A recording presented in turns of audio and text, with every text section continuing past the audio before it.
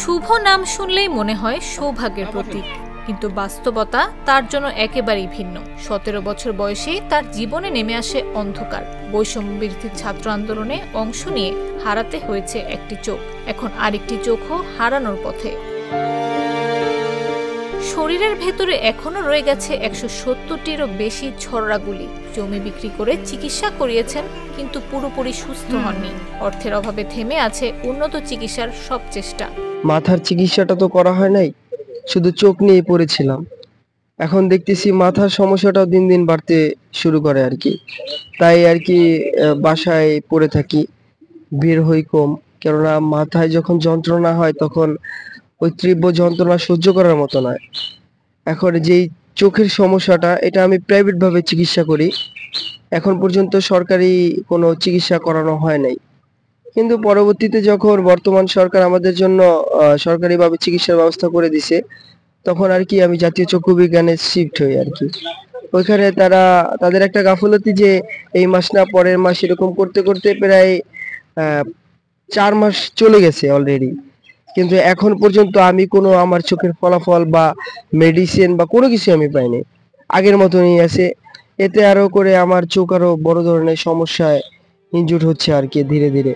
মাদারীপুর সরকারি কলেজের একাদশ শ্রেণীর শিক্ষার্থী শুভ সংসারের হাল ধরতে বিদেশ যাওয়ার প্রস্তুতি নিচ্ছিলেন, কিন্তু আন্দোলনে আহত হওয়ার পর সেই স্বপ্ন আজ ভেঙে গেছে।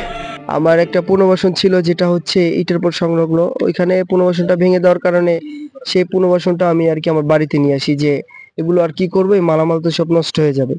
প্রায় 2 লক্ষ টাকা খরচ করে নতুন একটা দোকান করা হয়। তো সেখানে সরকারি কাজের জন্য আর কি উচ্ছেদ করা হয়। তো আমি আর ওখানে বাধা দেই নাই, কেননা ওখানে আরো 10টা দোকান ভেঙে দিবে, যেহেতু আমারটাও ভেঙে ফেলি। ওইটার মাধ্যমে আর কি আমার পরিবার এবং আমার চিকিৎসা চলমান ছিল। তো দোকানটা বাড়িতে আনার পরে ওরকম একটা ব্যবসা প্রতিষ্ঠানের দিকে আমরা লাভবান নেই, কিন্তু চিকিৎসার দিকে অনেকটাই কষ্টে আছি। চাই আমার একটা পুনর্বাসন করে দেখ, যেটার মাধ্যমে আমার পরিবার এবং চিকিৎসা চলমান থাকে। জমি বিক্রি করে চিকিৎসার টাকা জোগাড় করলেও এখন আর সম্ভব হচ্ছে না। এ পর্যন্ত খরচ হয়েছে 5 লাখ টাকারও বেশি। পাওনাদারদের কিস্তির টাকা দিতে না পারায় শুভর মা লিপি বেগমের নামে হয়েছে 2টি মামলা। সরকারি হসপিটালে গেছি, ওরে ভর্তি নেই, এই মাদারপুর হসপিটালে রাখে নাই। হেন থেকে চর্মগিরা নিছি, চর্মগিরা বেলাট কোনো রকম থামানোর পরে একটা অ্যাম্বুলেন্স পাইনি।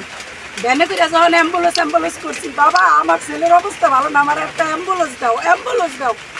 তখন কিছু ছাত্ররা ওর বন্ধু বান্ধব এক কলেজে পড়ে, ওরা আমার একটা অ্যাম্বুলেন্স ভাড়া করে দেয়। অ্যাম্বুলেন্সের হাইলাটা পর্যন্ত ভাঙিয়ে ফেলাইছে। একটা সার্জারিতে 1 লক্ষ করে টাকা চাইছে। আমি এত টাকা দিতে পারবো না। পরে সে বলছে আমরা যতটা পারি সেফটি বাইট করুন।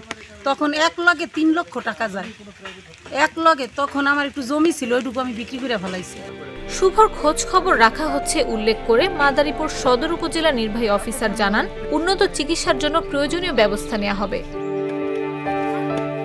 গেল বছর 18 জুলাই মাদারীপুর শহরের শকুনি লেকপাড়া এলাকায় ছাত্রদের সঙ্গে আন্দোলনে অংশ নেন শুভ। পরে পুলিশ সুপারের কার্যালয়ের সামনে গেলে পুলিশ ও সরকার দলীয় সংগঠনের নেতাকর্মীদের গুলিতে আহত হন তিনি। ছররা গুলি বিদ্ধ হয় চোখ, মাথা ও শরীর জুড়ে। সেই ঘটনায় আরো 4 জন শিক্ষার্থী আহত হন। নাফিস আব্দুল্লাহ, জাগো নিউজ।